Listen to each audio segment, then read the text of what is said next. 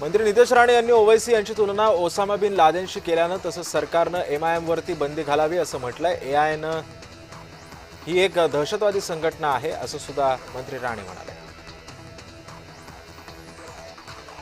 निदा खान प्रकरणामध्ये मुख्यमंत्री फडणवीसांची भेट घेणार असल्याचं मंत्री संजय शिरसाट यांनी सांगितलं। इम्तियाज जलील यांचे नातेवाईक आहे, यांच्यावरती कारवाई करायला हवी अशी मागणी सुद्धा करणार असल्याचं ते म्हणाले।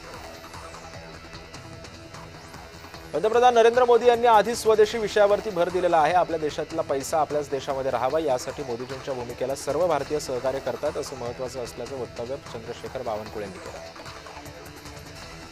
गुणरत्न सदावर्ते यांचा मनसेचे नेते राजू पाटील यांना समाचार घेता आलाय, कारण आता या जर सदावर्तेंनी पुन्हा एकदा जर कोणा काय बोलले तर मनसे कार्यकर्त्यांवरती आरोप करू नयेत असा इशारा सुद्धा राजू पाटलांनी सदावर्तेंना दिला आहे।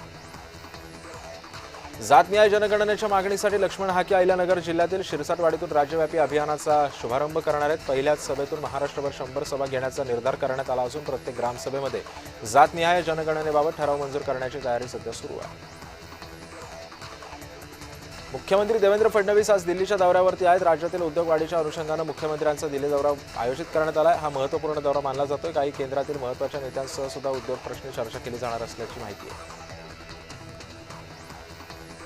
उपमुख्यमंत्री सुनेत्रा पवार रायगड जिल्ह्याच्या दौऱ्यावरती आहेत। रोहा शहरामध्ये जय्यत तयारी करण्यात आली। सुनेत्रा पवारांच्या हस्ते रोहा शहरामध्ये 16 कोटी 32 लाख रुपयांच्या विकास कामांचं उद्घाटन सुद्धा केलं जाणार आहे। खासदार श्रीकांत शिंदेंनी महाराष्ट्रातील इतर जिल्ह्यांमध्ये दौरा केलेला आहे, तर 22 जिल्ह्यातील 16 मे ते 15 जुलैपर्यंत दौरा करणार असल्याची माहिती सचिव भाऊ चौधरी यांनी दिलेली आहे।